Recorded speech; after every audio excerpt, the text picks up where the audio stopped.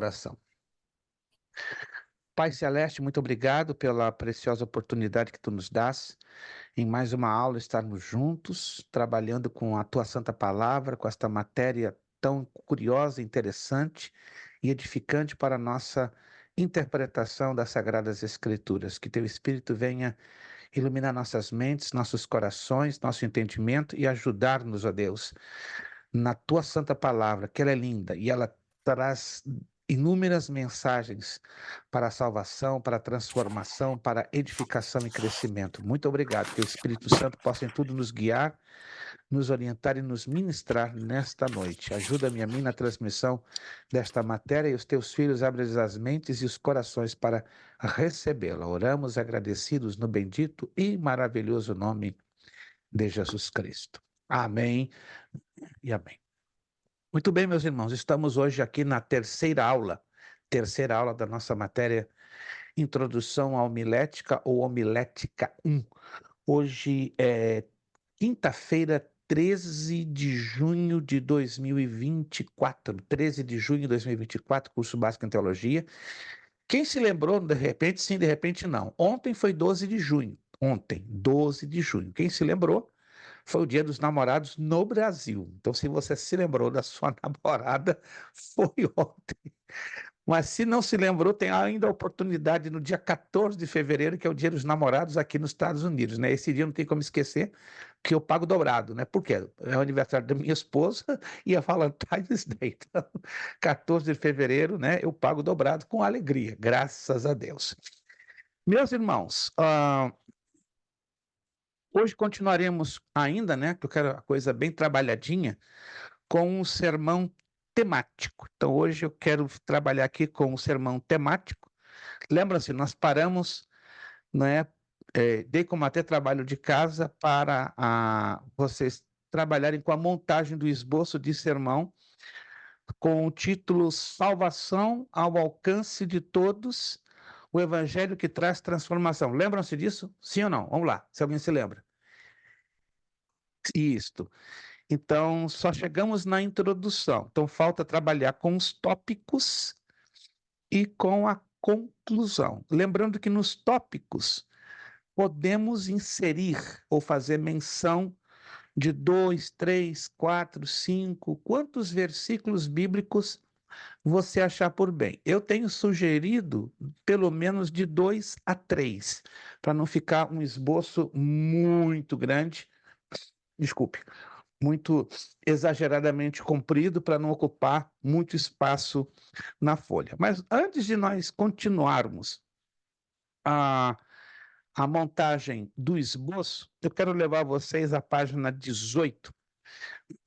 Somos obrigados a fazer curtas leituras em cada aula desta matéria de homilética. Por quê? Porque é uma matéria, como vocês já estão observando, ela tem o seu nível de dificuldade, ela é uma matéria complexa. Então, é necessário não apenas o aluno fazer a sua leitura em sala de, na sua casa, como a gente orienta com o número de páginas, como também fazer uma curta leitura, curta, porque a intenção não é sermos repetitivos ou cansativos fazendo a leitura em sala de aula da apostila. Quero levar vocês à página 18. Como preparar um sermão? Eu quero ler esta parte, né? Como preparar um sermão até o comece orando. Somente essas duas partes. Vamos estar fazendo leitura, então, dessas duas partes que inicia como preparar um sermão e até exatamente comece orando. Vamos lá, então, para deixarmos tudo muito bem esclarecido nesta área. Ao contrário do que possa parecer, a arte da pregação não é tão fácil e simples assim. Ela é um conjunto de fatores que se comunicam entre si, dando forma ao resultado final, que é a ministração da mensagem em público. Então, vocês já viram pela montagem dos esboços que a arte da pregação tem, é claro, a sua simplicidade, tem, mas ela não é tão simples, não é? A ponto de você dizer, dá 2 toquezinhos já está resolvido. Não, ela tem em si uma complexidade, porque é uma ciência, entende? Como a homilética é uma ciência, nós temos que aprender a dominar esta ciência. Segundo parágrafo, assim nos diz: é a preparação, a preparação é a parte mais importante do contexto que envolve a pregação. Muitos não consideram a importância da preparação, até desprezam-na, mas nós devemos e temos que considerar a preparação uma parte importante, uma parte chave. É onde tudo acontece primeiro. 2 pontos: a mensagem entregue por Deus ao pregador, o tema é definido, a passagem bíblica é escolhida, o público-alvo é identificado e o sermão é desenhado de maneira a alcançar os objetivos centrais da pregação do evangelho. Isso vai muito da sensibilidade de quem prega, porque dependendo de quem pregue, terá um pouco de dificuldade de identificar o público para quem está entregando a mensagem. Exemplo: culto de jovens. É fácil, entre aspas, você identificar um culto de jovens ou um grupo de jovens para quem você vai dirigir uma mensagem. Culto de senhoras. É um pouco fácil. Culto de cavalheiros e assim por diante. Quando são cultos de departamentos, tem uma certa facilidade, digo entre aspas, uma certa facilidade. Mas em se tratando da igreja como um todo, onde estão reunidos vários grupos misturados, mesclados, jovens, adultos, idosos, aí realmente é um pouquinho mais complexa a coisa. Traz um certo nível de dificuldade, mas não pode ser algo que venha intimidar aquele a quem está ministrando a palavra. A pregação do evangelho em público é só o reflexo de tudo que já aconteceu antes do particular. Continuamos aqui na apostila. Isso significa que se o pregador não se preparou, não se consagrou, não se dedicou à preparação e ao estudo da mensagem, não tirou tempo de oração, entre tantos outros fatores que envolvem esse contexto, muito provavelmente, exceto se for pela graça de Deus, sua pregação será como meras palavras jogadas ao vento, sem nenhum impacto real no mundo espiritual e na vida da igreja. Repito, tem pregadores que não se preocupam e até menosprezam o fato: o Espírito Santo já me deu uma mensagem, ou ele vai me dar a mensagem. Aonde eu vejo isso escrito na Bíblia? Eu, pelo menos, não vejo isso em nenhum lugar da Bíblia, que o Espírito Santo, assim, vai te dar a mensagem sem preparo. Há casos, escutem, extraordinários, há casos excepcionais, e eu já vivi 2 ou 3 na minha vida de cristão, que Deus assim dá, do nada, a mensagem preparadinha, montada de A a Z, mas são casos excepcionais, casos especiais, não são casos frequentes, compreendem?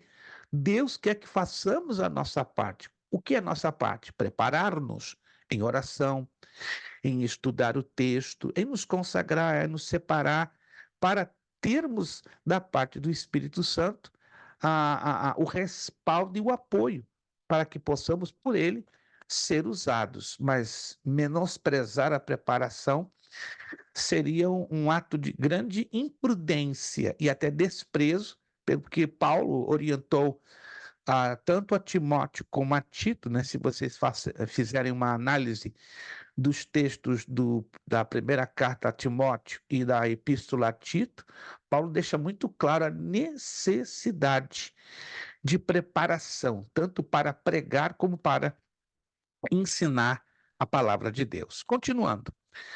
Cumpre relembrar que Deus não se prende a regras teológicas. Isso aqui é interessante. E pode usar até mesmo alguém que se converteu hoje para uma pregação de grande impacto, mas geralmente não é assim que acontece, entenderam? Isso é algo excepcional, é algo especial, é algo que não acontece com muita frequência, mas Deus faz, porque Ele é soberano, Ele age como Ele quer. Por isso, uma pregação feita com preparação terá muito mais chances de transformar vidas do que aquela feita sem nenhuma organização, pois Deus age, inclusive, conforme aquilo que nos capacitamos a realizar. Isso aqui é interessante, essa declaração, ó. Deus age, inclusive, ele tem várias formas de ação, mas ele inclusive age conforme aquilo que nos capacitamos a realizar. Vejamos então alguns métodos que são fundamentais na preparação do sermão. O que vem adiante é importante eu fazer essa leitura, creio que você já fez, mas isso aqui é só para ressaltar, só para dar uma boa pincelada. Comece orando. A melhor forma de começar a preparar uma pregação é preparando a própria vida por meio da oração.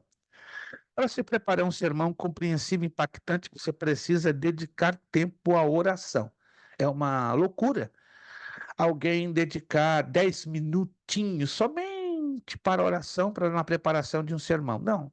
A gente orienta, a gente sugere um mínimo de 30 a 45 minutos, ou até mesmo uma hora, porque o próprio Jesus, em Mateus 26:40, sugere esse tempo de uma hora, de 60 minutos, né, para a gente estar com Ele em comunhão e intimidade na oração. Virando a página 19, nem sempre a mensagem que queremos pregar é a mensagem que Deus quer entregar à igreja. E sempre que Deus nos dá um direcionamento, precisamos deixar nossa opinião de lado e seguir fielmente aquilo que nos foi solicitado por Ele. Afinal, Ele é onisciente e sabe exatamente o motivo do que está nos pedindo. Eu acredito que você já teve essa experiência, né? De você querer trazer uma mensagem para a igreja, uma saudação, o que seja, e Deus coloca no seu coração uma mensagem completamente na direção oposta. E às vezes você fica em um pouco de confusão. Tá brincando? Será que é isso que Deus que quer que eu faça, ou que eu fale? Pode ter certeza, irmãos. Quando Deus dá a mensagem certa para as necessidades da igreja, não convém nós forçarmos o direcionamento. Se ele mandou você mandar a mensagem para o norte, não insista para o sul. Se ele te mandou a mensagem para jogar para o leste, não insista para o oeste. Convém sermos obedientes ao direcionamento que ele nos dá. E através da oração que pedimos ajuda ao Espírito Santo acerca do que pregar. Preparar uma pregação sobre o poder da oração vai nos proporcionar algumas vantagens. Olha só vou fazer essa leitura dessa pequena listinha. Direção do Espírito Santo na escolha do texto-tema. Que coisa linda é estarmos seguros do que vamos pregar ou ministrar. Clareza de pensamento nos estudos. Maior capacidade interpretativa. Eu não posso pregar algo que eu não sei interpretar, não faz sentido. Concorda comigo? Eu não posso pregar algo que eu não sei interpretar. Então eu tenho que aprender, eu tenho que buscar formas mais práticas, mais simples possíveis de interpretação para passar isso para o público. Intimidade com Deus, relacionamento direto com o Espírito Santo para termos certeza do que Ele quer que ministremos. Poder e unção espiritual. Nós, na maioria aqui, somos pentecostais. Não é que esteja aqui alçando a bandeira do pentecostalismo, mas como temos uma tendência pentecostal, então precisamos deste poder e desta unção espiritual. E autoridade no público. Deixo bem claro que essa autoridade não se trata de dar um murro em cima do púlpito, quebrar um copo, dar um grito. Não.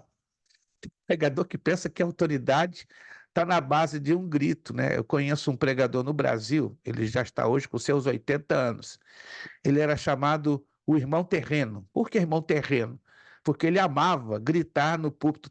Terra, terra, terra. Isso ficou, então, um apelido, o irmão terreno, o irmão da terra, como aquilo ali fosse uma prova de autoridade. Mas não é, são hábitos, são costumes pessoais que a pessoa tem, mas que não traduzem, biblicamente falando, autoridade no púlpito. Autoridade no púlpito é você sustentar a palavra, ministrá-la com graça, com humildade, com poder, com firmeza e com conhecimento de causa. Então, até aqui nós lemos, tá, essa palavra introdutória da aula de hoje. Anote aí, antes que eu me esqueça, nesta semana você vai estar fazendo leitura das páginas 28 ao 34. Páginas 28 ao 34, aí dessa feita fechamos o conteúdo escrito da apostila, porque o conteúdo escrito ele é pequeno, aí vamos trabalhar mais à frente com os exercícios que estão lá no fundo, lá no finzinho, mas por isso que nós estamos treinando bem a questão do sermão temático, textual e expositivo, para então a gente se lançar a fazer os exercícios.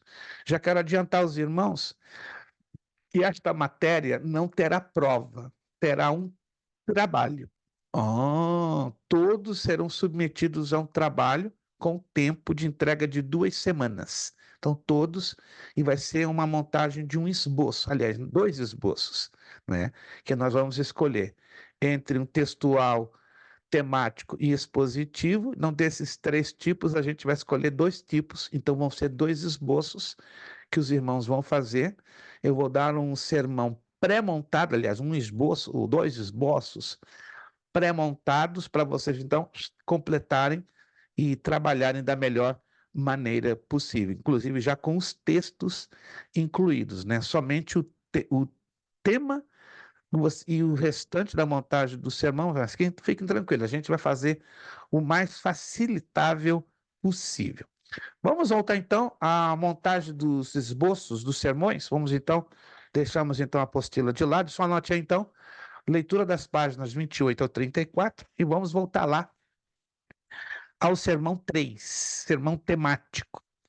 O título já foi dado, né? Eu me lembro que foi o irmão Ednilson e o Damian, né? Batman e Robin, a dobradinha, né? A dupla dinâmica, não é? Um falou um e o Damian fechou, ficou perfeito. Lembra, irmão Ednilson? Ficou assim o negócio, ficou bonito. Eu falei, rapaz, eu até pensei que foi ensaiado, né?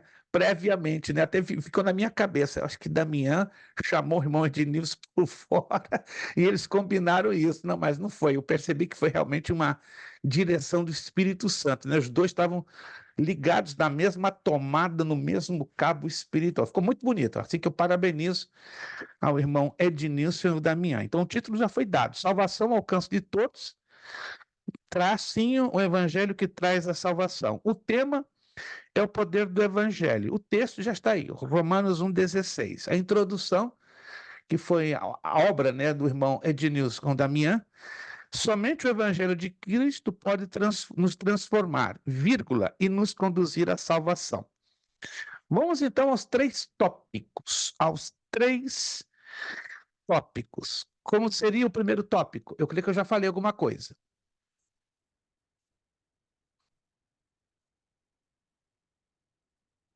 Baseado nesse texto de novo, o texto de Romanos 1,16, embora eu vou trabalhar com o sermão temático, porque nós temos que deixar isso muito claro, ou ter isso bem claro, para a gente não se confundir. Romanos capítulo 1, versículo 16. Porque não me envergonho do evangelho de Cristo, pois é o poder de Deus para a salvação de todo aquele que crê, primeiro do judeu e também do grego. Então, o texto é bastante claro, bastante claro. Aqui está falando, né, do poder do evangelho. Vamos lá. O que o evangelho faz? O evangelho faz 3 coisas principais, né? Inclusive os que estudaram a matéria soteriologia, né? Alguns não estudaram ainda, outros já estudaram, que é a doutrina da salvação. Nós já aprendemos que o evangelho opera 3 coisas importantes, ou 3 coisas chaves. Vamos ver se alguém se lembra. Jesus deixou bem isso enfático num texto, né, que costumamos muito repeti-lo, até de memória. O evangelho, se o evangelho, me acompanhe, é o poder de Deus, neste poder há 3 coisas chaves que o evangelho faz. Quais seriam essas 3 coisas? E essas 3 coisas seriam exatamente os 3 tópicos. Percebam que interessante isso? Caso vocês se lembrem. Vamos lá.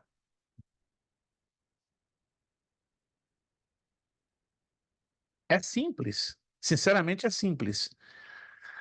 3 coisas que o evangelho faz, porque o evangelho é poder de Deus, certo? Então, esse poder vai agir pelo evangelho através de 3 manifestações. São Leva 3 ações. leva Sim, ao diga. arrependimento e salvação. Leva Essas ao são as. arrependimento, transformação e salvação. Excelente, excelente. Então, agora vamos colocar isso em palavras mais reduzidas para encaixarmos os tópicos. Tá aí, irmão Marcos já lançou a isca. Vamos ver se alguém pesca o peixe. Ó, irmão Marcos, ele pegou um anzol e colocou 3 minhocas. Agora você vai identificar essas 3 minhocas, que vão ser os 3 tópicos. Vamos lá. Não, você pode não acreditar, ele já deu a resposta. Agora nós temos que reduzir isso em 3 tópicos. Vamos lá. Excelente. Alguém entendeu a abordagem que o irmão Marcos apresentou? Exatamente isso. Só que agora a gente tem que fazer uma pequena transformação gramatical aí, de forma bem curtinha, bem curta e bem objetiva. Mas ele já falou tudo. Mais ou Vamos menos lá. assim, pastor, como tipo, o evangelho que nos leva ao arrependimento. Não. Vamos reduzir um pouquinho mais. A ideia está exatamente essa, está perfeita, mas vamos reduzir. Porque nós estamos tratando de tópicos. Muito longo já ficaria meio difícil. Vocês têm a ideia, assim, já em mente, mas eu estou percebendo um pouquinho de dificuldade para transformar essa ideia numa frase curta, que diz tudo. Vou dar o pontapé inicial, o tópico 1. O Evangelho liberta. O Evangelho liberta. Anote aí, então, primeiro tópico, o Evangelho liberta. Estão percebendo? Temos que extrair dessa ideia que tanto o irmão Marcos como agora a irmã Aline colocou, endossada, né? Vamos tirar, então, frases curtas para trabalharmos com os tópicos. O Evangelho liberta. Aonde conseguiríamos textos? 2 textos, pelo menos, somente 2. Vamos trabalhar com 2, que facilita. Tá? 2 textos das Escrituras Sagradas que falam com todas as letras. O Evangelho liberta. Vamos lá. De repente você tem de memória esses textos, ou de repente não tem.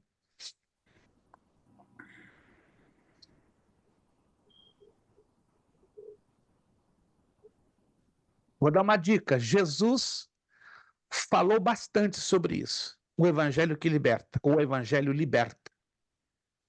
Pode ser o Evangelho liberta ou o Evangelho que liberta. Você pode usar essas 2 formas gramaticais. Se o filho vos libertar, verdadeiramente sereis livres? Maravilha! Maravilha! Vamos ampliar o conceito? Evangelho de João, capítulo 8. Muito bom, irmã Angélica. Irmã Angélica está ligada. Só não estou vendo hoje, por enquanto, a irmã Angélica Freire. Creio que deve ter tido algum tipo de contratempo. Hoje ela não pôde estar presente. As atividades das crianças, pastor, de verão. Imaginava algo assim. Tudo bem, tranquilo. Espero que ela possa rever esta aula depois gravada para não perder o fio da meada. Perfeito, obrigado, irmão Vitor.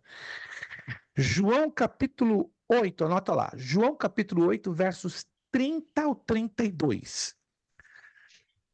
Vamos trabalhar com texto e contexto, para ficar a ideia bem sustentada, entende? Bem apoiada. João capítulo 8, do verso 30 ao 32, conforme a nossa irmã Angélica Bonjour. Dizendo ele essas coisas, muitos creram nele. Verso 31. Jesus dizia, pois, aos judeus que criam nele: se vós permanecerdes na minha palavra, verdadeiramente sereis meus discípulos. Verso 32. E conhecereis a verdade, e a verdade vos libertará. Então, esse seria o primeiro texto que você pode colocar ao lado ali do tópico 1. Né? Tópico 1, o Evangelho liberta ou o Evangelho que liberta. Aí abre parênteses, coloca João 8, 30 ao 32. E isto. Poderíamos também incluir o 36, mas vamos trabalhar com 2, no máximo 3 versículos. Se colocarmos o 36, já seriam mais do que 3. Então vamos trabalhar com esse pequeno conjunto. Temos um outro texto, e já dou a dica, das cartas de Paulo, que fala do mesmo assunto, ou seja, trabalha na mesma temática, Vamos ver se alguém se lembra. quase que parecido, não estou dizendo igual, mas existe um outro texto nas cartas de Paulo que fala deste assunto bem parecido com as palavras do Senhor Jesus, bem parecido. Vamos lá se alguém se lembra.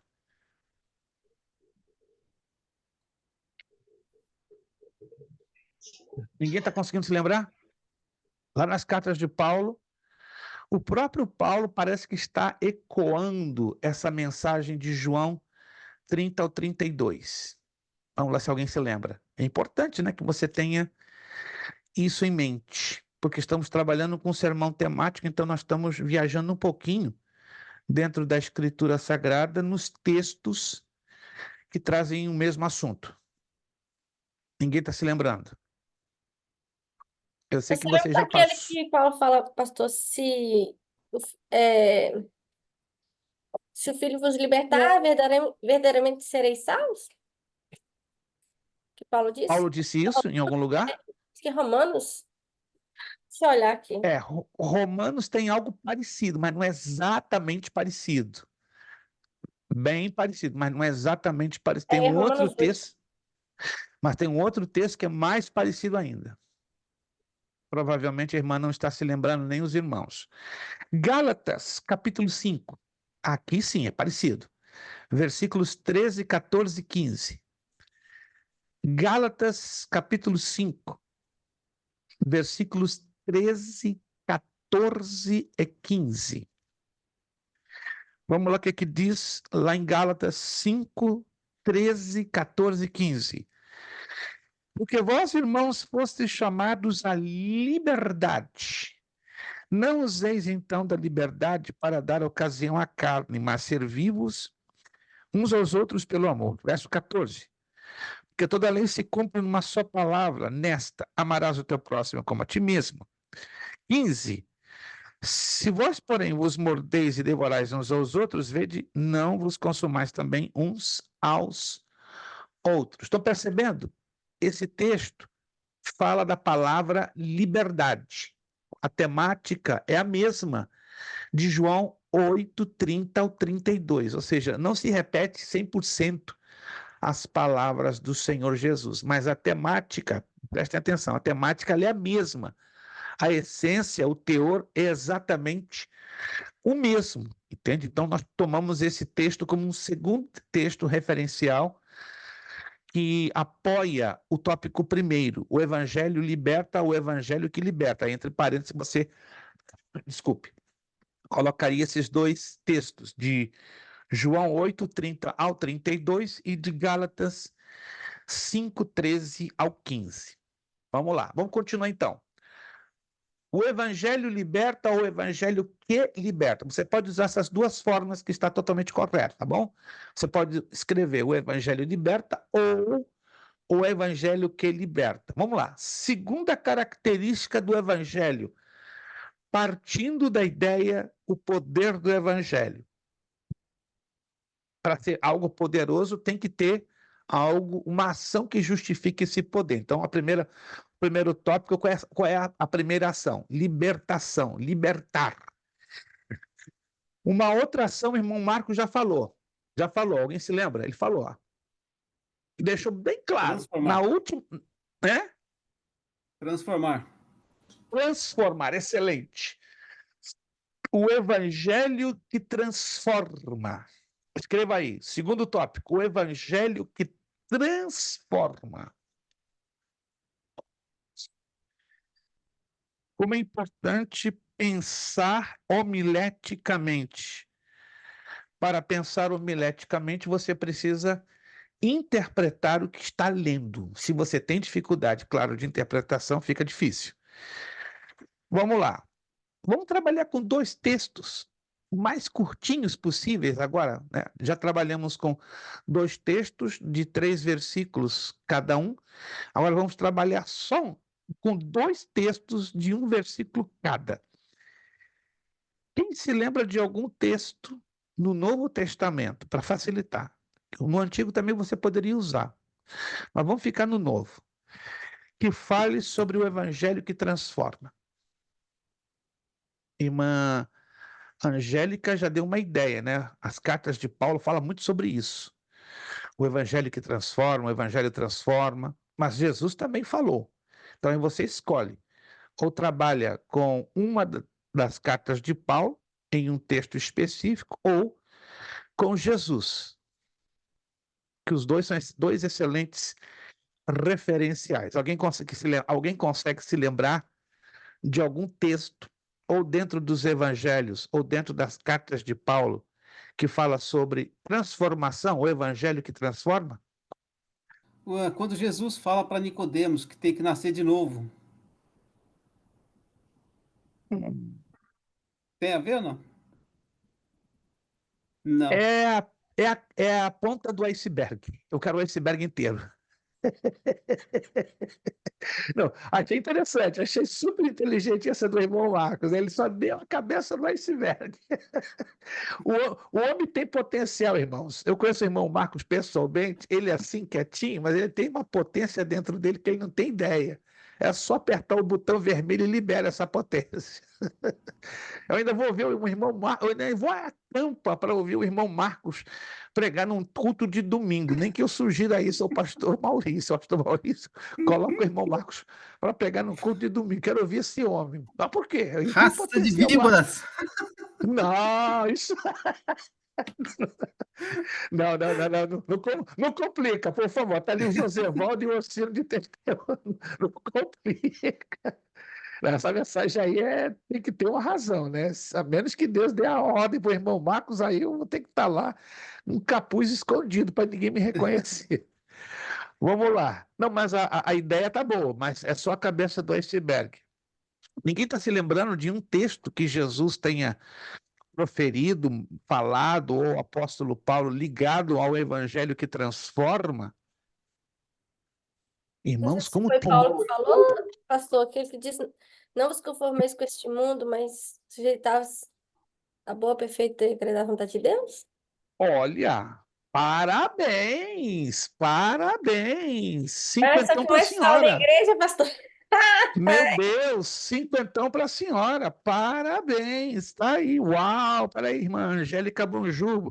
Bonsoir, não bonjour, bonsoir. Boa noite. Irmã Angélica já levou cinquentão. Oh, meu Deus. Isso aí, esse é um deles. Romanos 12, 2. Vamos lá nesse texto?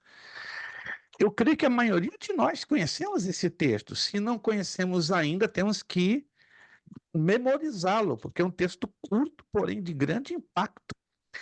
E não vos conformeis com este mundo, mas transformai-vos pela renovação do vosso entendimento, para que experimenteis, melhor dizendo, qual seja a boa, agradável e perfeita vontade de Deus. Então temos aí o primeiro texto, Romanos 12, 2. Mas temos o segundo. Vamos lá. Um texto que o Senhor Jesus tenha se pronunciado com respeito ao evangelho que transforma. Vamos lá.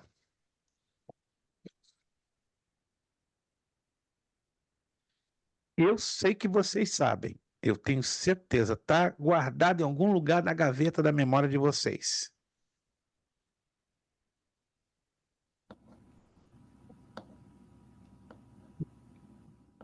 Vou aguardar um pouquinho, senão eu vou ter que empurrar vocês. Olha como é importante a necessidade de ter, neste momento, uma concordância bíblica. Eu tenho certeza que vocês, com uma concordância bíblica, iam deslanchar rápido. Vou lá pegar a minha, pastor. Tranquilo, irmã Angélica. Ninguém está se lembrando de palavras do Senhor Jesus que fala sobre transformação. Evangelho de Mateus, eu teria pelo menos uns 30 textos, mas eu não vou usar os 30, que é demais. Então vamos tirar este. Mateus 16, 24. Mateus capítulo 16, versículo 24. Olha o que diz Mateus 16, 24. Então disse Jesus aos seus discípulos: se alguém quiser vir após mim, renuncie-se a si mesmo e tome sobre si a sua cruz e siga-me. Pergunto a vocês, Jesus não está falando aqui de transformação? Sim ou não? Transformação. É até um tanto duro, um tanto radical, porque a vida cristã é uma vida de transformação. E essa transformação implica em quê? Renúncia. Repito o texto de Mateus 16, 24.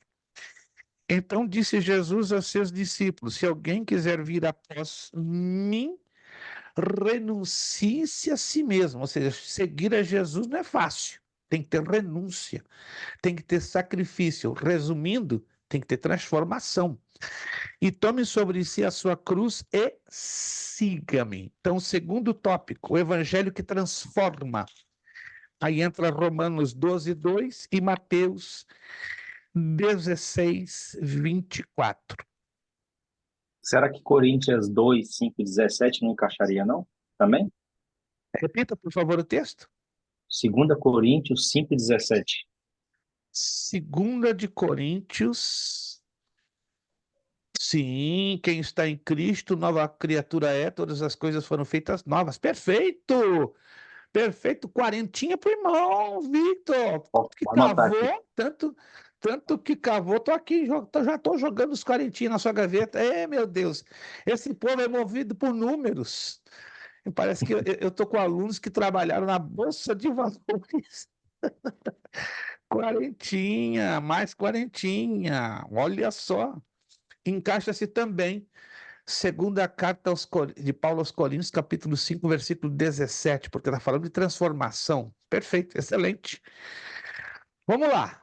O evangelho que liberta, o evangelho que transforma. Aí tem um terceiro aspecto do evangelho, como poder de Deus. E todo mundo conhece esse aspecto, porque todo mundo está na igreja com essa necessidade, quando tem, impedir a Deus. Que nos conduz à salvação? Estamos chovendo no molhado de novo. Eu sei que a irmã Aline é uma pregadora de mão cheia, por isso que ela está lá batendo na tecla da salvação. Salvação, salvação, salvação. Essa irmã é uma evangelista, irmãos. Eu nunca vi a irmã Aline pregar, mas já ouvi rumores que ela, no púlpito, ela é evangelista. Ela pega para pregar e para salvação mesmo. Mas essa é a O característica do evangelho que evangelho. liberta, o evangelho que transforma e o evangelho que salva.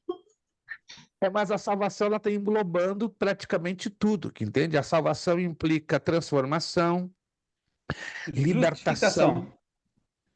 Como? Repita? Justificação. Não, aí é Justificação. aí é o aspecto da própria salvação, não é um aspecto em si do evangelho. Ainda que a mensagem é pelo evangelho, as boas novas, compreende? Mas a justificação é um dos vários aspectos da salvação. O evangelho liberta, sabemos disso. O evangelho transforma, sabemos disso. E que outra coisa o evangelho faz, além de salvar? Porque Cura salvar também, é a né, base. Como? Cura também, né? Cura! Ô, Sino! O Espírito Santo deu uma soprada no teu ouvido. Forte, rapaz! Eu senti aqui o sopro. Cura! Cura! Ô, Sino! Cinquentão para ti, ô, Sino. Esse povo hoje está com espírito de bolsa de valores de Wall Street. Rapaz! O evangelho que cura. Então, primeiro tópico, o evangelho que liberta. Segundo tópico, o evangelho que transforma. Terceiro tópico, o evangelho que cura. Uau! Fantástico, Orsino, parabéns.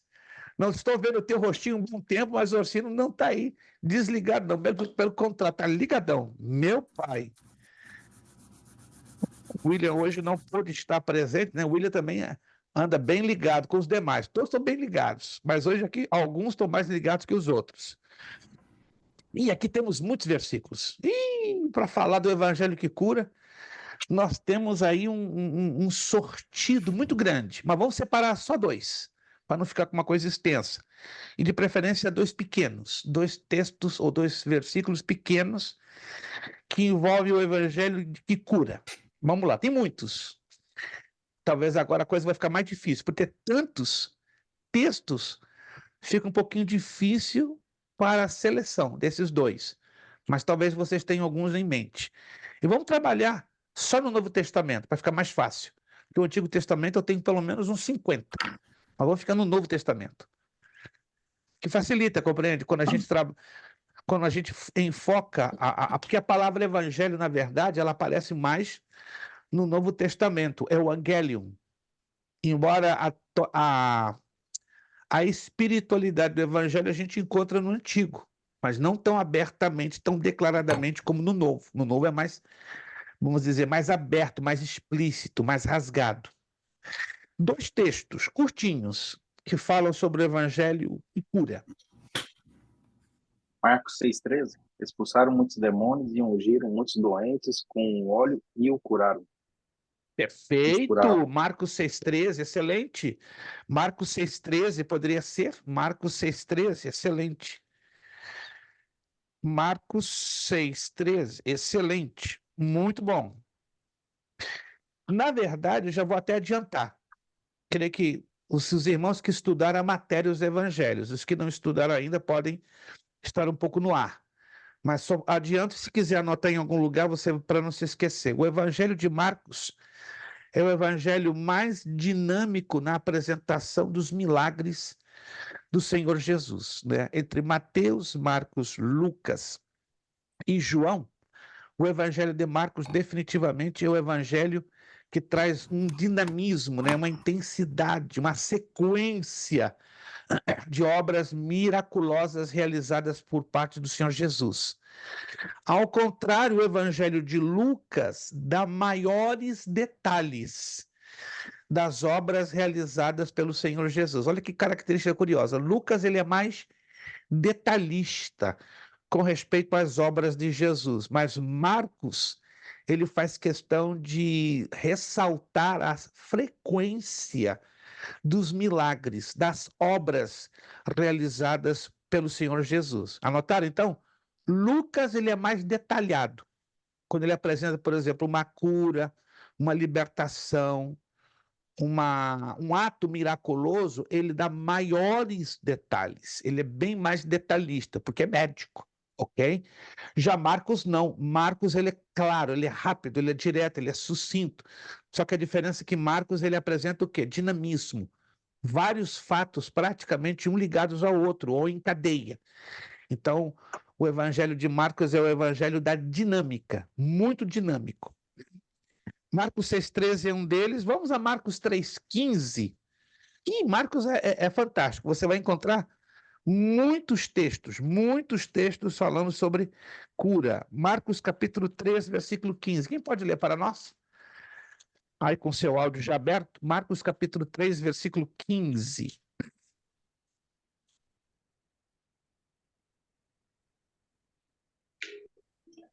Quem encontrou, pode pôr, por gentileza, fazer a leitura de Marcos 3,15.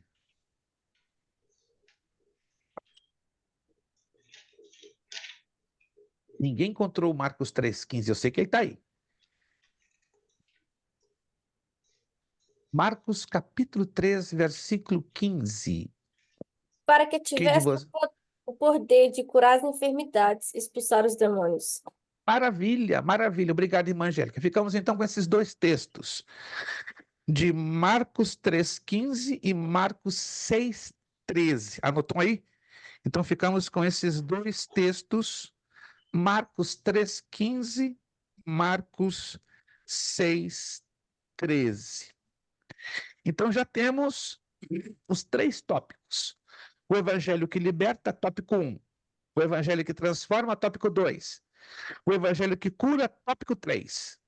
No evangelho que liberta, tópico 1, temos os textos de João 8:30 ao 32 e Gálatas 5:13 ao 15, para dar apoio. No tópico 2, o evangelho que transforma, temos os textos de Mateus 16:24 e Romanos 12:2. E para o tópico 3, o evangelho que cura, temos os dois textos no evangelho de Marcos, Marcos 3,15 e Marcos 6,13. A conclusão é facílimo. Vamos lá. Como é que fazemos a conclusão?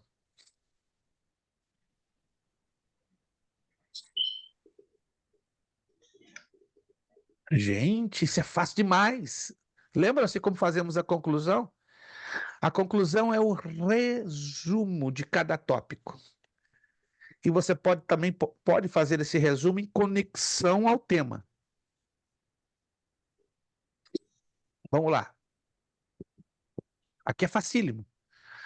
Só você ler os tópicos, ler o tema e fazer uma conexão.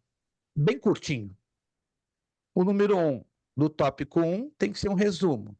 O número 2 da conclusão tem que ser um resumo do tópico 2. E a conclusão 3 tem que ser um resumo do tópico 3. Compreenderam? Que a conclusão, numericamente falando, ela é o resumo dos tópicos. Se eu tenho aqui, ó, conclusão 1, conclusão 2, conclusão 3, então, por lógica, a conclusão 1 ela é o resumo do tópico 1. A conclusão 2 ela é o resumo do tópico 2. E a conclusão 3 é o resumo do tópico 3.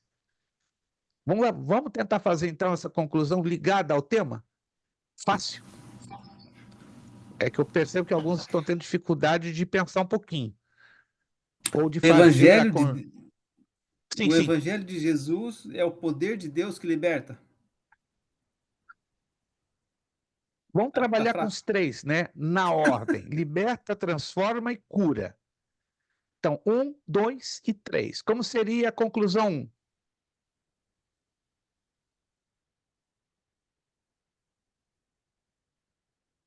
Tá difícil, mas tá ali, ó, já tá aqui, já tá na frente de vocês, olhando para vocês, quase para dar um beliscão. O Evangelho de Jesus traz libertação. Quase, tá no caminho.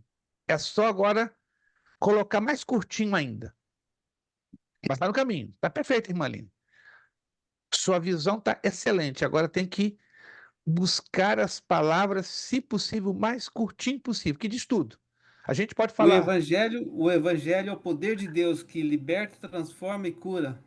Pronto! Oh, meu Deus! Oh, meu Deus! Cinquentinha, Gente, cinquentinha. calma, calma.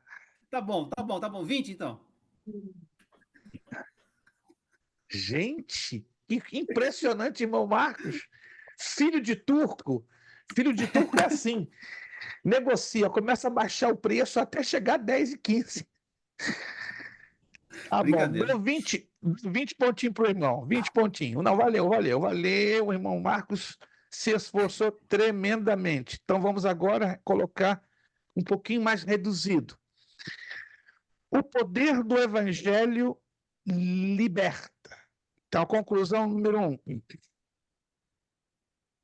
O poder do evangelho, entenderam? Eu estou pegando o título, ó. O poder do evangelho liberta. Essa é a conclusão número 1.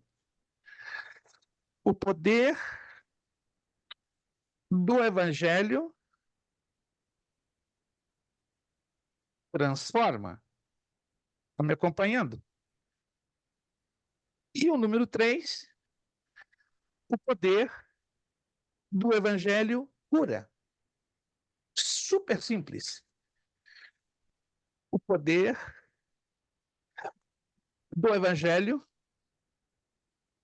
Mas aí não ficou uma repetição? Não necessariamente. Porque nós estávamos falando das propriedades do evangelho. Me acompanha? O evangelho que liberta, o evangelho que transforma e o evangelho que cura. Agora eu estou associando a palavra poder. Se o evangelho liberta, transforma e cura, não é um evangelho qualquer. Me acompanha? Não é um evangelho qualquer. É o evangelho de Cristo. E só o evangelho de Cristo é que tem o quê? Este poder. Existem outros evangelhos, concorda comigo? Que não é o evangelho de Cristo. Tem o evangelho de Buda, tem o evangelho de Allan Kardec, tem o evangelho de Joseph Smith, que a palavra evangelho, né, ela é usada em termos gerais, se generaliza muito. Para nós, a palavra evangélica está ligada o quê? Com o evangelho de Cristo, de nosso Senhor Jesus Cristo, as boas novas. Então, a gente tem que ser bem específico, né? O único evangelho que liberta, transforma e cura, qual é? É o evangelho de Cristo. E é o único evangelho que tem o quê? Poder. Ou o evangelho de Allan Kardec tem poder? Não tem.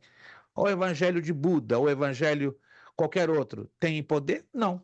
Nós estamos falando de um evangelho específico, que é o evangelho de Cristo, o qual é o único que tem poder. Então, necessariamente, não é uma repetição, é um adendo, ou, na verdade, um respaldo, ou uma confirmação a título da montagem do sermão. Alguém conseguiu entender, gente? Parece uma repetição, mas não é uma repetição.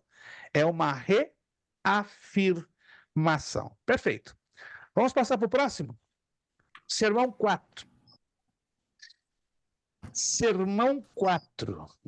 Como estão vendo aí, nós já demos o tema, o texto, agora só falta o quê? Só falta o título e montar os textos ao lado, aliás, os tópicos com os seus versículos. Isso aqui vai tomar um pouquinho de trabalho, mas vai ser importante, né, para nós termos a visão necessária. Vamos lá, então. Vamos ler a segunda carta de Paulo aos Coríntios. Segunda carta de Paulo aos Coríntios. Segunda carta de Paulo aos Coríntios, capítulo 1, versículo 3 e 4. Eu gostaria de ouvir um de vocês lendo esses dois versículos. Segunda carta de Paulo aos Coríntios, capítulo 1, versículos 3 e 4. Vamos lá, quem pode ler por gentileza, pode abrir o seu áudio e fazer a leitura.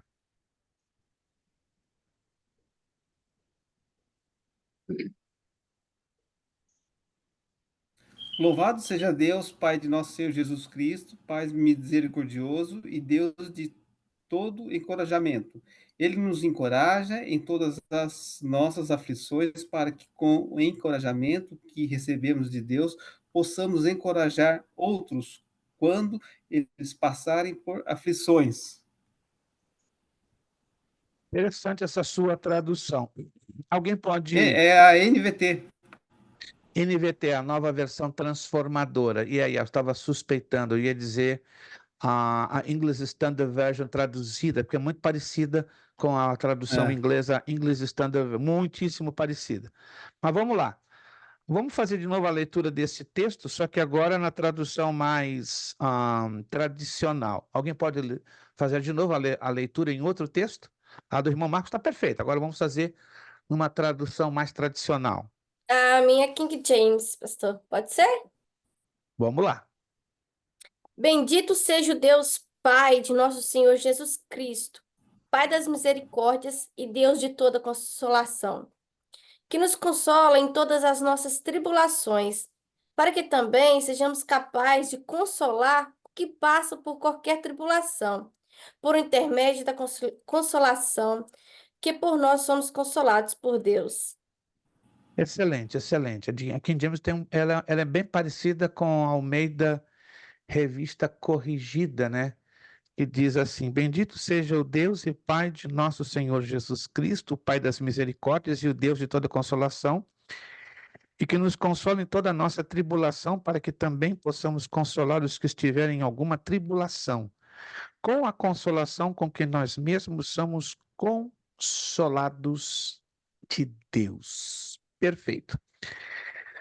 Então, o tema, o Deus de toda a consolação. Preste atenção, esse é o tema, o Deus de toda a consolação. Então, nós temos que trabalhar em cima do tema para começarmos a dividir os tópicos.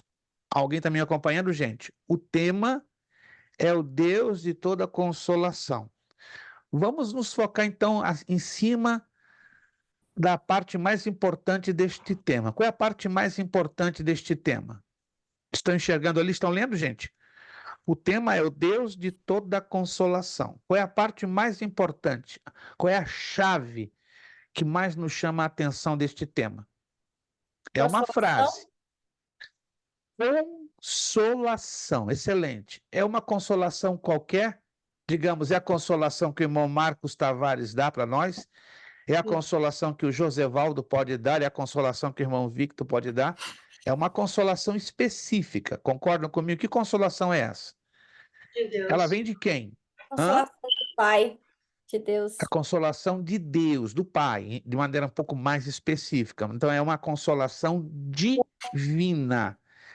Se estamos nos referindo à consolação divina, ou mais especificamente, que vem do Pai, então vamos nos focar em cima da consolação que vem de Deus. Como é que ela opera na vida de nós cristãos, na vida do ser humano? Vamos entender três aspectos. Três aspectos. A misericórdia? Seria bem perto, é um pouquinho mais perto da misericórdia. Misericórdia não está de todo errado. Então temos que avaliar a consolação divina em três formas. Vamos ao texto de novo? Porque a chave está dentro do texto. Quando a gente tem dificuldade para abrir o tópico, a gente sempre tem que lançar a mão do texto que traz o assunto, ou o tema. Bendito seja o Deus e Pai de nosso Senhor Jesus Cristo, Pai das misericórdias, perfeito, não está errada essa abordagem, e o Deus de toda consolação.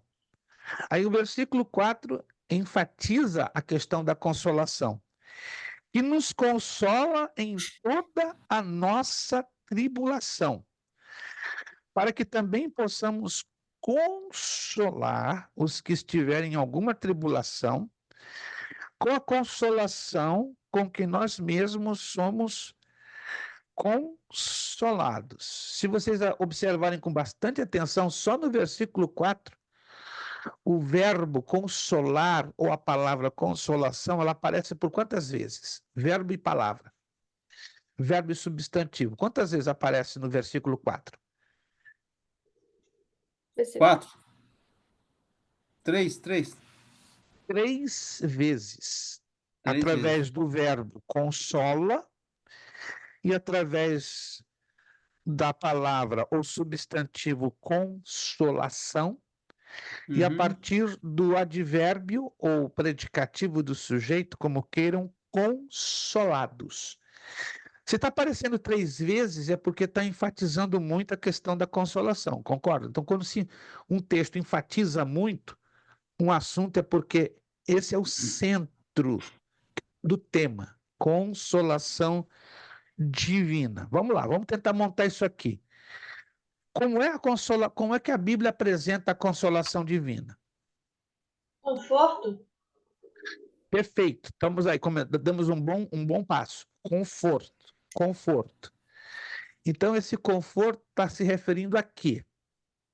Ação do Espírito Santo. Excelente, tem uma ação. Mas vamos chegar à palavra mais exata. Estamos falando de resultados, de consequências, de ações. Vamos trabalhar em cima de uma causa. Vou ajudar vocês. A natureza da consolação divina. Como e de que consiste esta natureza da consolação divina?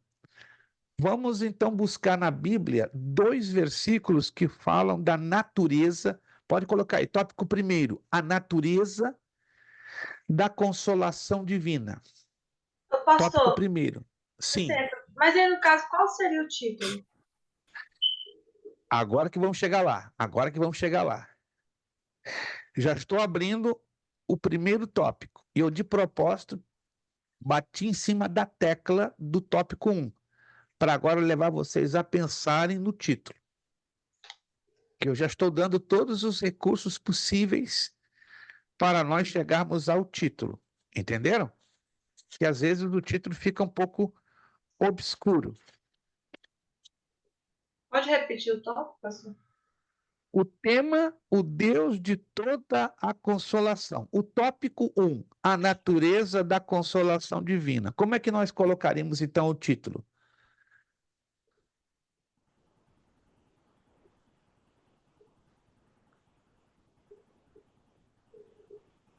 Lembre-se que essa consolação não é qualquer uma, ou não vem de qualquer pessoa.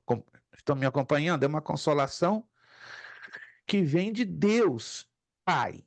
Então, temos que entender que essa não é uma consolação qualquer.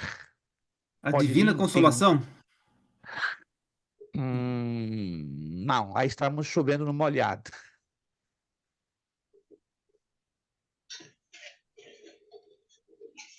Vamos lá, o título: A consolação única da parte de Deus. Quando eu digo única, eu também quero dizer singular, porque não tem nada que se compare à consolação divina. Então, podemos colocar como título: A consolação única de Deus. A consolação. Pode também usar a palavra singular, ou a consolação singular de Deus. Esse seria o título. Porque não existe uma consolação que se assemelhe à consolação de Deus. Ou existe? Que eu entenda pela Escritura Sagrada, não existe. É única, é singular. Por isso que eu posso usar a palavra única ou singular, porque é exclusiva. É só Deus que tem essa capacidade de dar-nos esta consolação. Vamos lá, tópico primeiro. A natureza da consolação divina. Que textos bíblicos viriam à nossa mente falando sobre a natureza da consolação divina? Vamos lá. Jesus disse: Eu irei, mas eu não deixarei vos órfãos. Excelente, excelente, excelente. Mencione o texto exatamente onde está. Muito bom, muito bom. Eu vou Google. Se a senhora falou, dá o endereço, por favor. Eu sei onde está, mas eu quero que os alunos ouçam o endereço. Peraí que eu vou lá olhar, peraí. João 14, 18. Repita. João 14, 18.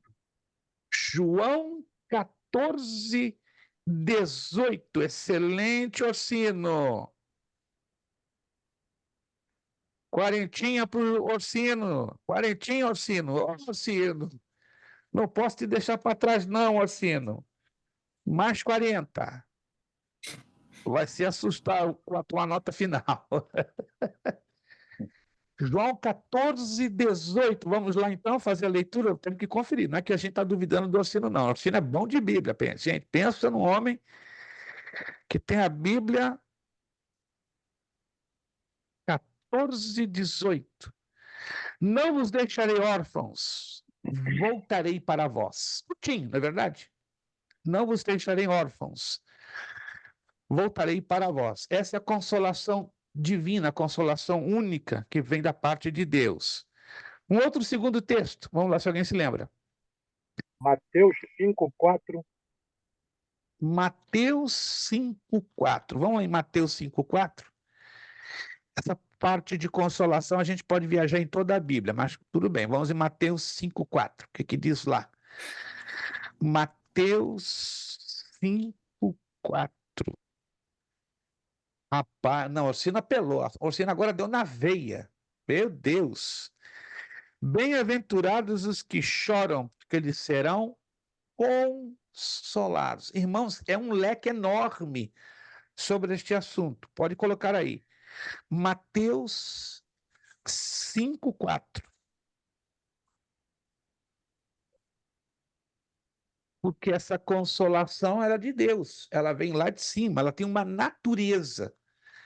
Então, a natureza da consolação divina. Temos então esses dois textos, de João 14, 8 e Mateus 5, 4. Anote aí.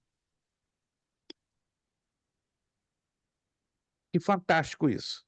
Parabéns, Orsino. Orsino já está, pelo menos, né, montando exegética e homileticamente o sermão. Vamos lá. Segundo tópico. Está ligado à consolação divina, que nós poderíamos falar da consolação divina. Primeiro, ela tem uma natureza. Segundo, é uma coisa que nós, seres humanos, precisamos dessa consolação, sim ou não? Vamos raciocinar juntos. Nós precisamos da consolação divina em algum momento, sim ou não? Sim. Porque, do contrário, a nossa vida cristã seria uma total tragédia. Concordam comigo? Nos momentos de aflições, de perdas, de tribulações, de angústias, ai de nós, se nós não tivéssemos, não é, a consolação divina em nosso favor. Então, nós temos, vamos assim, lançarmos mão da consolação divina nas horas mais difíceis e desafiantes das nossas vidas. Por isso, então, vamos trabalhar com esse segundo tópico. Como é que seria esse segundo tópico? Eu já dei praticamente já mastigado. Se nós temos que lançar mão da consolação divina, porque nas horas de desafios, nas horas de dificuldade, de tribulação, porque sem esta consolação pereceríamos, então como seria esse segundo tópico? Eu já estou dizendo. A consolação que renova? A necessidade da consolação divina. Segundo tópico. A necessidade da consolação divina. É o que nós falamos, né? Nós temos necessidade. Pobre de nós, se não tivermos à nossa disposição essa necessidade ali. Temos todos nós somos necessitados da consolação divina. Vamos ao Antigo Testamento, pelo menos vamos tentar nos lembrar de um texto do Antigo Testamento que fala sobre a necessidade da consolação divina. Vamos lá. Vou dar uma dica. Davi tem um salmo em um versículo que ele fala sobre a necessidade da consolação divina. 118:5, não? Vamos lá? Vamos ver se o 118:5 encaixa.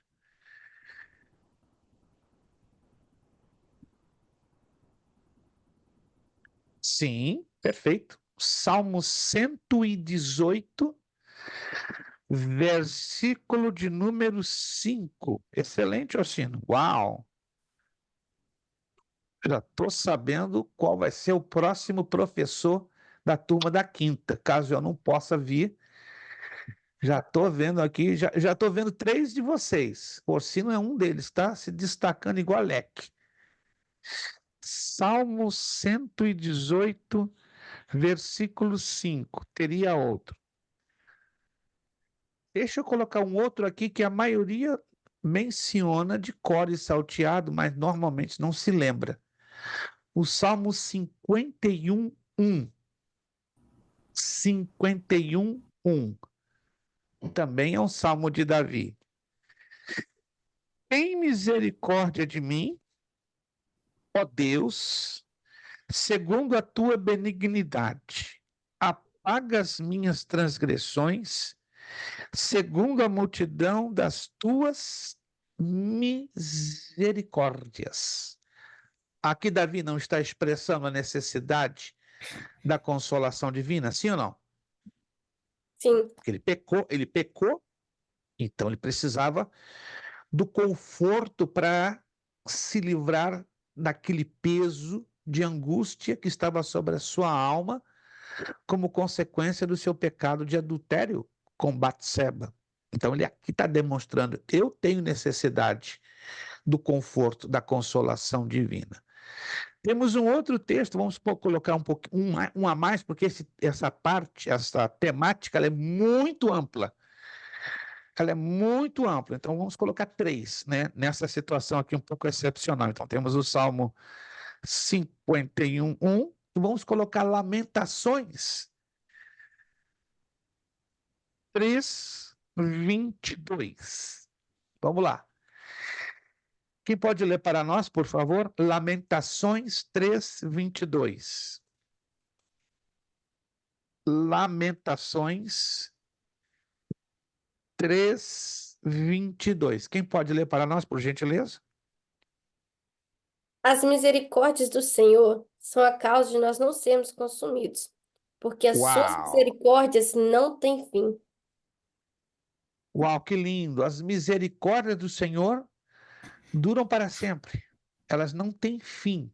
Então, podemos colocar aqui em Lamentações 3:23 como mais um texto que dá apoio, não é, à necessidade da consolação divina. Perfeito. Vamos então agora ao terceiro tópico. Vamos fechar. Vamos fechar. A natureza da consolação divina, João 14:18, Mateus 5:4. Tópico 2. A necessidade da consolação divina, Salmo 118, verso 5, Salmo 51:1, Lamentações 3:22. Agora, o terceiro tópico. O terceiro tópico implica algo semelhante a uma pergunta. E como você faria essa pergunta com respeito à consolação divina? Se fosse eu, pastor, eu ia colocar assim, o consolo da consolação. Como é que é? Repete, repete. Se fosse eu ia colocar assim, o consolo da consolação. Choveu no molhado, rapaz. É tipo uma pergunta, expressando ali o consolo da Mas a consolação. senhora conseguiu, olha, a senhora conseguiu trazer o chuvão da Flórida aí para Massachusetts. Não, O, pastor, quer não? cons- Tá o quente. consolo da consolação. Rapaz, gostei, mas choveu no molhado. Vamos trabalhar então como uma pergunta mais objetiva, envolvendo a consolação divina. Eu pergunto a vocês, a consolação divina chega de qualquer maneira nas nossas vidas? Pela misericórdia de Marina, Deus. misericórdia de Deus, ok. Então vamos formular uma pergunta mais exata. Se a consolação divina não chega assim de qualquer maneira, e a base dela é as misericórdias de Deus, então como é que nós poderíamos formular a pergunta? Então esse tópico 3 fecharíamos com uma pergunta. E como seria essa pergunta? Deus traz consolação? Quase, chegou perto, falta Como posso obter a consolação de Deus? isto! Eita! Eu acho que irmão Orsino, hoje com o irmão Marcos Tavares, está fazendo a dobradinha, está sendo Batman e Robin. Na aula passada foi Edmilson e Damian. Então, a mesma unção está correndo aqui agora com a dobradinha, né? Marcos, como receber a consolação divina? Vamos reduzir mais, o terceiro tópico, que é uma pergunta. Como receber a consolação divina?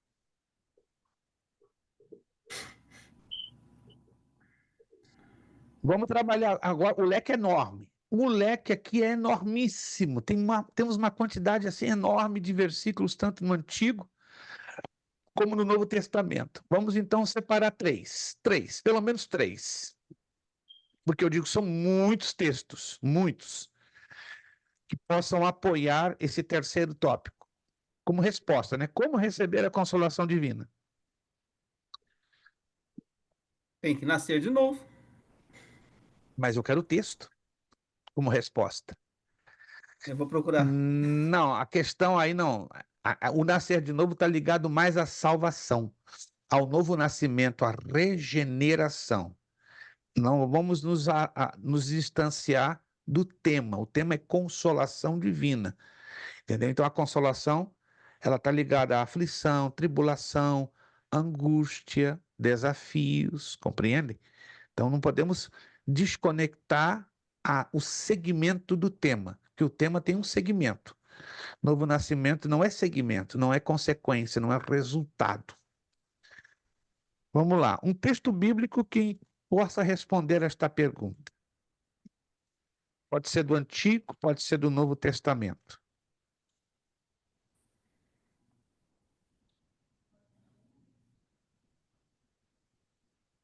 Eu vou dar aqui um texto que a maioria pouco conhece, mas pouquíssimo de vocês conhece. Eu vou dizer com muita humildade, porque está dentro do livro dos profetas menores.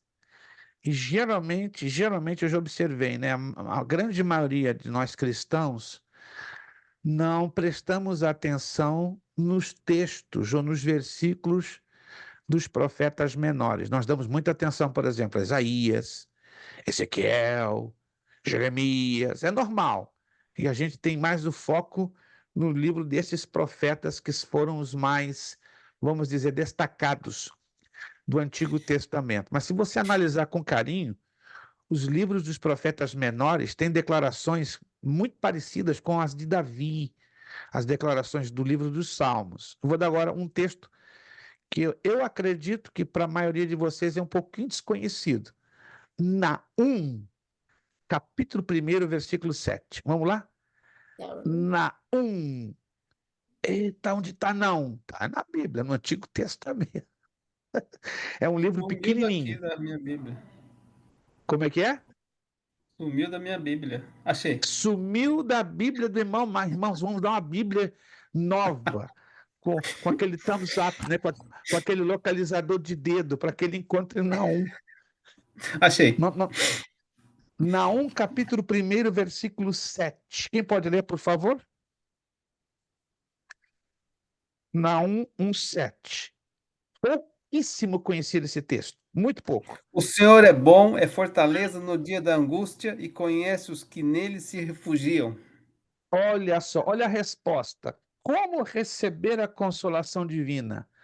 Confiando e se refugiando no Senhor. Oh, então o texto de Naum 1:7 encaixa perfeito. Naum 1:7. Todos estão me entendendo, gente? Aô, quem está me entendendo? Isso aqui é importante. Mas, pastor, para eu montar um sermão, então eu tenho que conhecer um pouco os textos bíblicos em relação aos seus temas? Sim. De preferência Olha bastante, né? Como é que é? De preferência conhecer bastante. Uma concordância bíblica ajuda, é aquilo que eu já falei na aula anterior, né, nas outras aulas. Se o aluno tem na mão uma concordância bíblica na hora de montar um sermão, vai ajudar demais, demais mesmo. Eu já fiz, né, uma postagem de 2 concordâncias e insisto, não querendo ser nada chato, mas que vocês possam ter na mão uma daquelas duas, que se eu não me engano, eu mandei 2 concordâncias. Deixa eu conferir se eu não estou equivocado, se não se tratou de uma outra turma. Eu mandei 2 concordâncias, deixa eu ver Mandou um em aqui. inglês e espanhol. Isso, a concordância bíblica Crescer e a concordância bíblica da Sociedade Bíblica do Brasil e a Strong. Só que a Strong ela só tem disponível em inglês e em espanhol. Essa é a melhor de todas. Mas se alguém quiser arriscar ou ter em inglês ou ter em espanhol, fiquem à vontade. Porque eu sei que alguns têm facilidade para ler em espanhol e outras em inglês. Lamentavelmente, que eu saiba, a Strongs não tem ainda disponível em português. É uma batalha de direitos autorais que na língua portuguesa ainda não foi, digamos, fechado um acordo. Mas na dificuldade de você ter uma concordância em espanhol e inglês, temos essa aqui da Sociedade Bíblica do Brasil e a Crescer. Alguém já localizou lá no grupo? Alguém já localizou lá no grupo? Isso. Então eu sugiro estas duas, pelo menos, ou uma delas, ou a Crescer ou a Bíblica, da Sociedade Bíblica do Brasil, e as duas vocês encontram no Amazon. Não, porque, se não me engano, não passa de $30.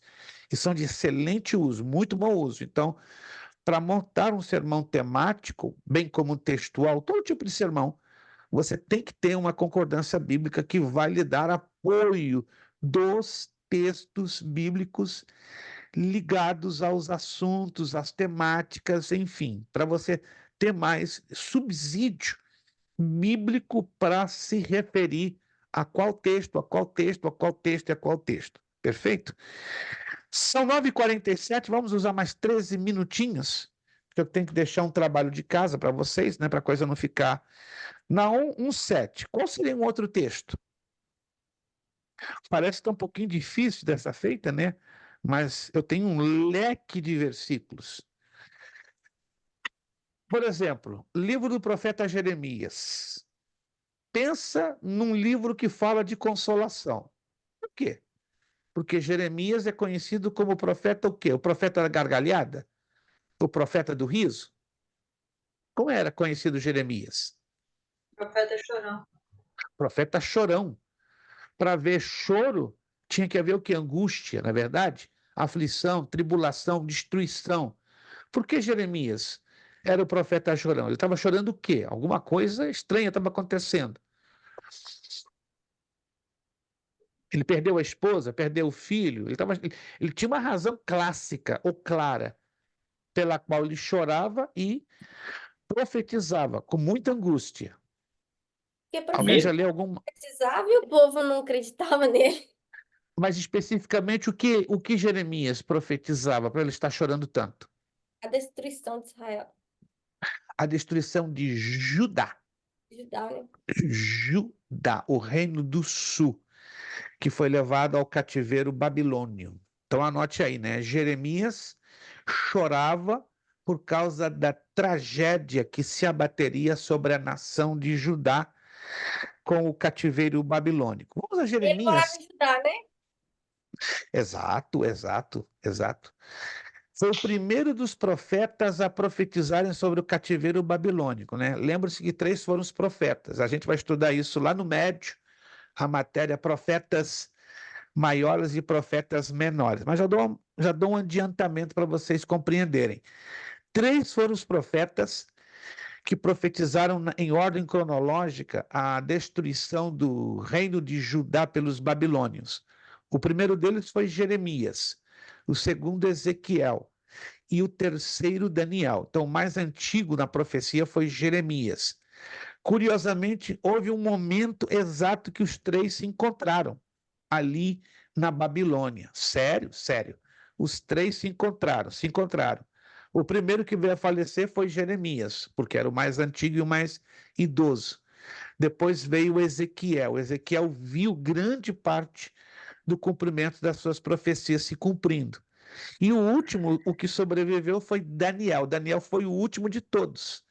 Então, os 3, houve um momento que os 3 se encontraram ali na Babilônia: Jeremias, Ezequiel e Daniel. Curiosamente, os 3 profetizaram o mesmo assunto, né? A destruição e o cativeiro do reino de Judá. Vamos a Jeremias, capítulo 32, verso 37, para ganharmos aqui um pouquinho de tempo, né? Que já estamos chegando na finalização. Jeremias, capítulo 32, versículo 37. Como receber a consolação divina? Quem puder ler esse texto, por favor, para mim. Jeremias 32, 37.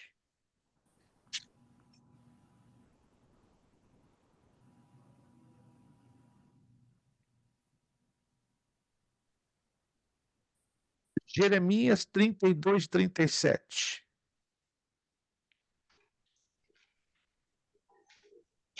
Quem pode ler, por favor? Jeremias 32, 37.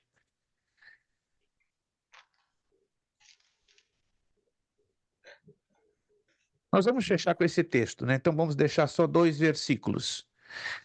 Como receber a consolação divina? Jeremias 32, 37. Quem achou pode ler?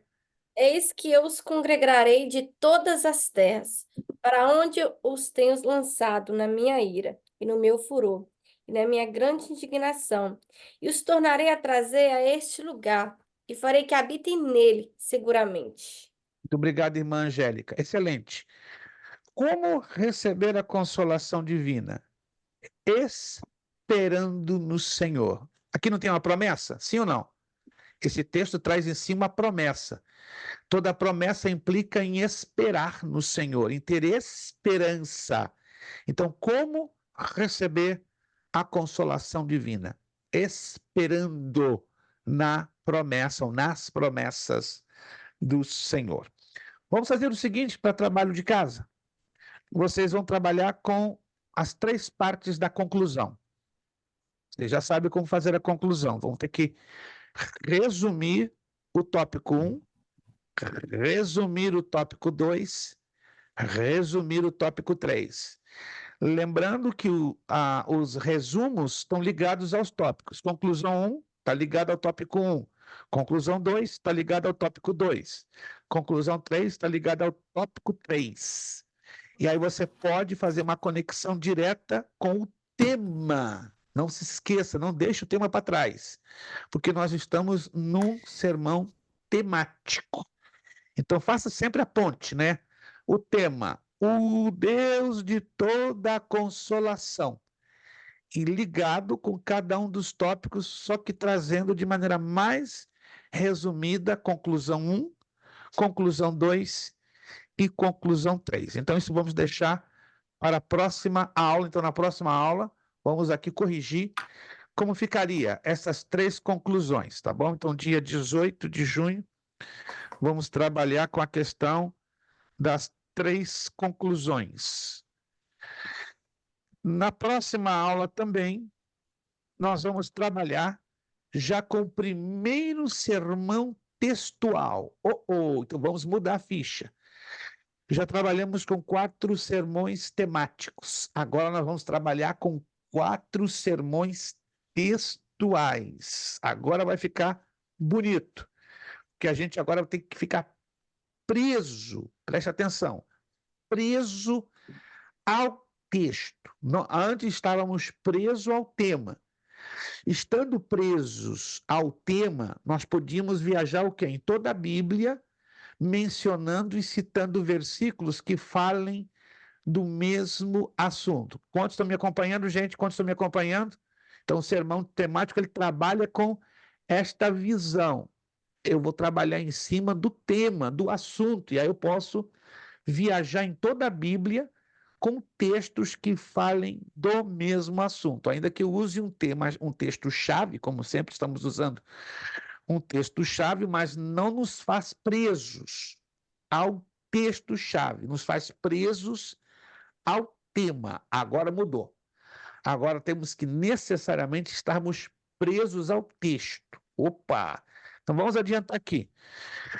O sermão 1, aqui, ó, é um textual, e ele é chamado textual analítico, semelhante a um expositivo. Tem uma pequena diferença que a gente vai falar em detalhes na próxima aula, mas como dever de casa, leia com muita atenção. Gente, tem que ler com atenção.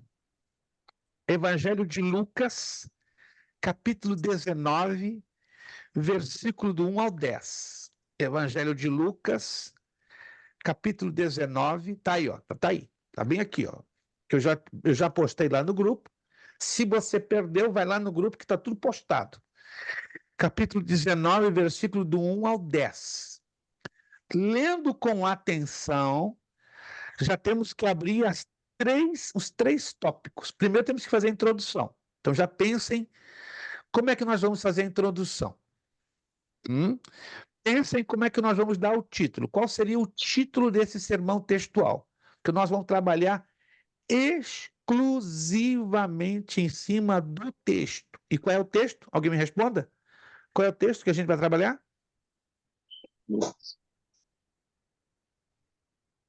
Lucas 19. 19 é o capítulo, só isso? Qual é o texto? 19 o quê?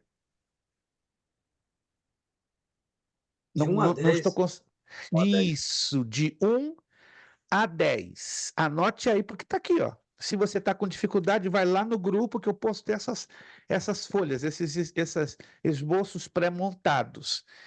Então, tome o tempo durante a semana para ler Lucas. Não é muita coisa.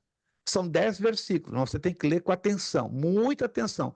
cheinho de detalhes. Tem muitos detalhes nesses 10 versículos. Repito, tem muitos detalhes. Detalhes que às vezes escapam dos nossos olhos. Detalhes que não temos o hábito de observarmos. Tem vários. Anote, escute. Isso aqui é interessante.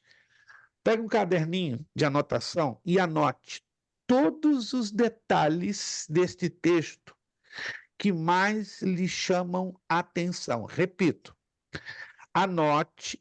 Se você encontrou em cada versículo um detalhe, diga: este detalhe encontrei nesse versículo. Esse detalhe encontrei nesse versículo. Ah, isso aqui me chamou a atenção nesse versículo. Pode ser que num versículo você observe 2 ou 3 coisas que mais lhe chamaram a atenção. São detalhes. Repito, nós não temos o hábito de observarmos os detalhes, as coisas mais chamativas que estão dentro dos versículos. Eu vou ler rapidamente, faltam 2 minutos para acabar a nossa aula, então deixa eu ler para ficar enfatizado isso aqui, porque isso aqui vocês vão ter que tomar tempo e observar, ler e observar. Evangelho de Lucas, capítulo 19, do verso 1 ao 10. Quem puder me acompanhar, só vou fazer a leitura, nada mais, não vou entrar nos detalhes, porque os detalhes vocês vão ter que descobrir. Porque em cima dos detalhes é que nós vamos montar esse sermão textual. Evangelho de Lucas 19, 1 a 10. E tendo Jesus entrado em Jericó, ia passando, e eis que havia ali um homem chamado Zaqueu, e este era um chefe dos publicanos e era rico. Verso 3, e procurava ver quem era Jesus e não podia. Perdão, por causa da multidão, pois era de pequena estatura. Verso 4, e correndo adiante subiu a uma figueira brava para o ver, que havia de passar por ali. Verso 5, quando Jesus chegou àquele lugar, olhando para cima, viu e disse-lhe: Zaqueu, desce depressa, porque hoje me convém pousar em tua casa. Verso 6, e apressando-se, desceu e recebeu-o com júbilo. Verso 7, e vendo todos isso, murmuravam, dizendo que entrara para ser hóspede de um homem pecador. Verso 8, e levantando-se Zaqueu, disse ao Senhor: Senhor, eis que eu dou aos pobres metade dos meus bens. E se em alguma coisa tenho defraudado alguém, o restituo quadruplicado. Verso 9. E disse-lhe Jesus: Hoje veio a salvação a esta casa, pois também este é filho de Abraão. E fechando o verso 10. Porque o Filho do Homem veio buscar e salvar o que se havia perdido. Leia com redobrada atenção. Tem versículos que você vai encontrar 2, 3, 4 detalhes, coisas que te chamam a atenção.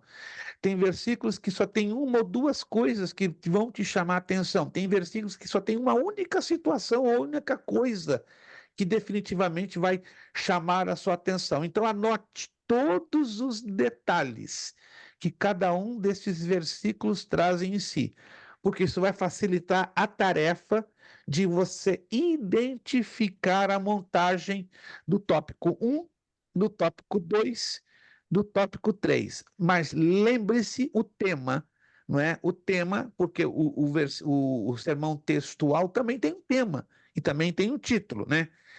E o tema é: Jesus visita um pecador. Mas agora eu só vou explorar o texto. Eu não vou explorar unicamente o tema. Alguém está me entendendo, gente? Que no sermão temático eu só explorava o tema. Agora aqui eu vou explorar o texto baseado no tema.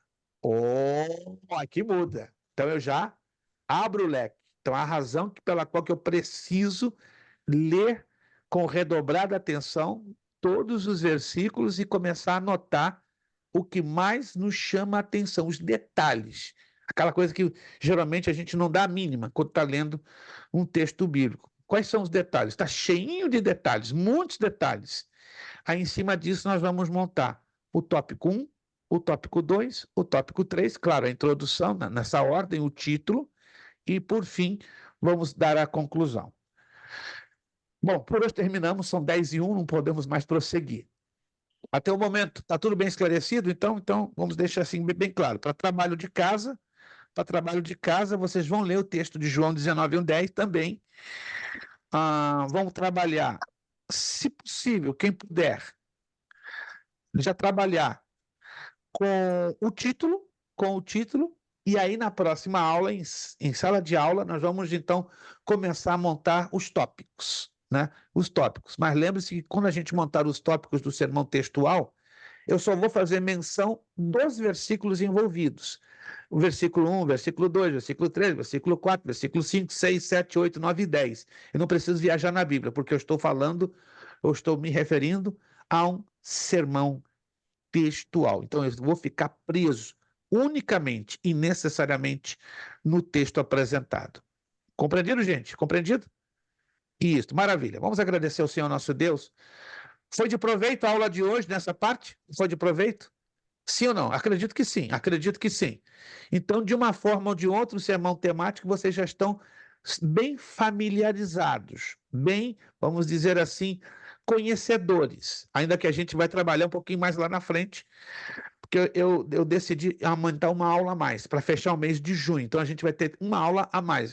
Havia sido projetado 6 aulas, então vamos trabalhar com a aula número 7, a número 7, já que não vai ter prova, vai ser trabalho, então eu acredito que vai ser de bom proveito fecharmos o mês de junho, né? Começamos no dia 30 de maio, então no mês de junho nós fechamos essa matéria e entramos a nova matéria no mês de julho, para deixar vocês bem treinados, bem adestrados, na verdade, bem conhecedores desses princípios básicos de homilética bíblica, ou de homilética 1.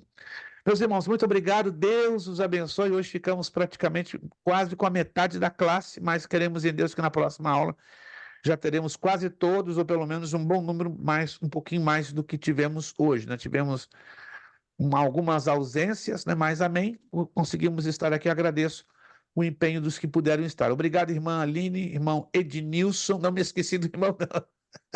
Estou preparando o seu pacote especial, né? Não vou deixar a irmã Diniz para trás, não. Obrigado, irmão Marcos Tavares, né? Hoje fez dobradinha com o Orsino. Hoje vocês foram.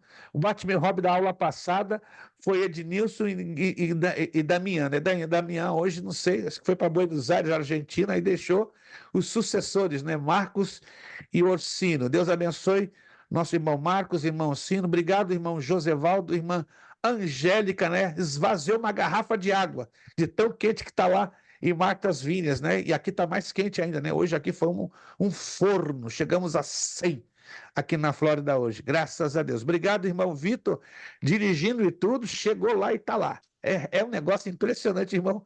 Quando eu crescer, irmão Vitor, eu vou parecer um pouquinho com o irmão, 1% só, né? Vou pegar o volante e fazer o que o irmão fez e ainda está aí no hotel tranquilo como o irmão está, né? Mas para fazer isso eu tenho que ter a sua idade, né? E aí é impossível. Orsino, obrigado mais uma vez, obrigado a todos. Deus os abençoe. Vamos orar ao Senhor nosso Deus. Irmão Ednilson, vai abrir, por favor, o seu áudio e vai estar orando, agradecendo ao Senhor, no Santo Ednilson, né? Para quem não sabe, é o Santo Padroeiro de Claremont. Vai estar levantando a sua voz em agradecimento, né, pela aula de hoje e nos despedindo, e voltaremos, permitindo Deus, na próxima aula, dia 20 de junho. Quem não sabe, 20 de junho, próxima aula, é a data oficial do início do verão, então preparem-se, nós vamos estar na próxima aula mais quentinhos do que nunca, né? Sobretudo que nós que estamos aqui na Flórida, o calor vai pegar com mais força. Irmão Ednilson, agradecendo a Deus pela aula de hoje, já pedindo a bênção do Senhor para que Ele nos permita estarmos na próxima aula de volta. Irmão Ednilson, por gentileza. Altíssimo Deus, nosso bondoso Pai que está no céu, em nome de Jesus Cristo, nós encontramos aqui agora para te Aleluia. agradecer a Ti, Senhor, pelo dia que passou, pela paz que nos deu e por ter esse privilégio maravilhoso de estar aqui estudando a Tua santa e eterna palavra, Senhor.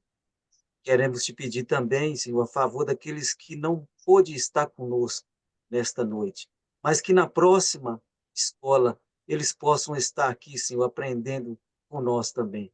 É tudo que nós te pedimos em nome de Jesus. Amém. Amém. Bom, Marcos, hoje seria a sua segunda chamada da prova, mas vou fazer melhor. Vou dar um trabalho. O irmão vai usar a apostila da Teologia do Obreiro. Vou na segunda-feira mandar no seu WhatsApp, né? Vai ser para o irmão e para o irmão Elton. Então eu vou fazer de forma alternada, entende? Aqueles que não puderem fazer prova, vai haver momentos que vão fazer trabalho e momentos de segunda chamada. Então, decidi que, para facilitar o seu lado, o irmão vai fazer um trabalhinho usando a apostila para entrega com 2 semanas. Fica ligado que na segunda eu já mando no seu WhatsApp, tá bom? As regras do trabalho e como vai funcionar. Gente, nosso lema para fechar tudo: seriedade, Seriedade. Seriedade. compromisso, Compromisso, Compromisso. disciplina, disciplina, Disciplina. seriedade, seriedade, Seriedade. compromisso, compromisso, Compromisso. disciplina, disciplina, Disciplina. seriedade, seriedade, Seriedade. compromisso, compromisso, Compromisso. disciplina. disciplina. Disciplina. É necessário que ele cresça É necessário que ele cresça necessário que ele cresça. e que eu diminua. e eu diminua. E que eu É diminua. necessário que ele cresça É necessário que É ele cresça necessário que ele cresça. e que eu diminua. e eu E diminua. que eu diminua. É necessário que ele cresça É necessário que É ele cresça necessário que ele cresça. e que eu diminua. e E que eu E a diminua. Deus damos o quê? A honra, a glória e o poder. Gente, ó, desse tamanho no coração de vocês. Ótimo final de quinta, abençoada semana, ótima semana e até a próxima quinta-feira, dia 20, começo do nosso verão aqui no Hemisfério Norte. Muito obrigado a todos, a paz do Senhor. Vejo vocês na próxima quinta, dia 20, se Deus assim nos permitir. Muito obrigado. Paz do Senhor a todos. Amém.